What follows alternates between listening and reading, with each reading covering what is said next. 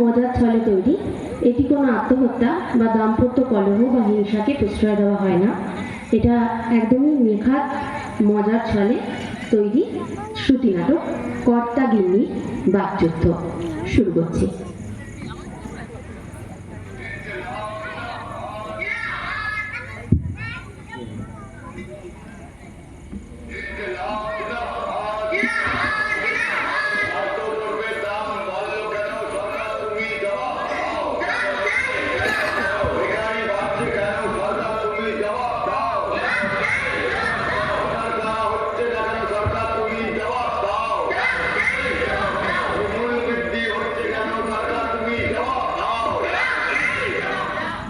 হয়েছে এক লেখা, এই জানলাটা যে একটু খুলে রাখবো তার উপায় আছে? হ্যাঁ, সরকার তুমি জবাব দাও, জবাব চাই, জবাব দাও। কেন রে, সরকার তোদের কথার জবাব দিতে যাবে কেন রে? তোরা কে রে? সত্যিই তো, তোমার সামনে সরকারের নামে বলা এটা কি চাকরিখানি ব্যাপার? ইয়ার কি পায়া হয়? একদম মশকরা করবে না, একদম মশকরা করবে না। তো দাঁড়া দেখাচ্ছি।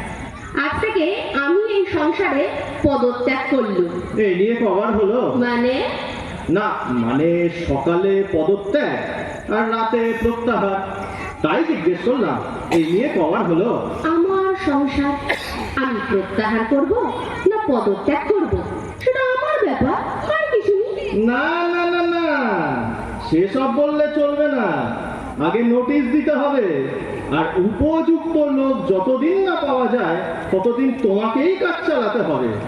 ও বাবা, এখনো উপযুক্ত লোক পাওয়ার আশায় বসে আছো? হ্যাঁ, তলে তলে তোমার কত প্ল্যান। আচ্ছা ঠিক আছে, আজ থেকে এই সংসারে শুরু হলো আমরণ অনশন। আমরণ অনশন? হ্যাঁ। বলছি এটা কদিন বাদে করলে হয় না? কেন কদিন বাদে করবো কেন? না মানে মাসের শেষে আমরণ অনশন, মানে একটা অনশন করতে গেলে তো প্যান্ডেল করতে হবে, মাইক ভাড়া করতে হবে, আবার তোমার খাওয়ার জন্য chocolate, ice cream, sandwich, fruit juice, cold drinks, এইসব করতে করতে আমার পকেট যে লোডশেডিং হয়ে যাবে গো। হবে হোক। যে সংসারে আইন শৃঙ্খলা বলে কিছু নেই, সেই সংসারের একমাত্র প্রতিকারই হচ্ছে অনশন। কেন আইন শৃঙ্খলা আবার কি দোষ করলো? এটা একটা সংসার। হ্যাঁ, সেই সকাল থেকে আমি পরিশ্রম করে করে মুখে রক্ত উঠিয়ে ফেললাম, আর তুমি তুমি আমার জন্য কি করলে শুনি? কেন? তোমার সাথে সংসার করছি, তোমায় বিয়ে করেছি। উমা, এটা একটা করা হলো? উমা, এটা করা হলো না? আরে সব থেকে বড় কাজ তো তোমায় সহ্য করা, আর তোমায় বিয়ে করে আমার হাতে পড়লো হাত করা। ও মা, এটা আগে মনে ছিল না গো, যখন 4টে বাটি ভাত আর কাপড় সাজিয়ে বলেছিলে তোমার সারা জীবনের ভাত কাপড়ের দায়িত্ব আমি নিলাম। তো সেই দায়িত্বের কি হলো? মনে কেন থাকবে না?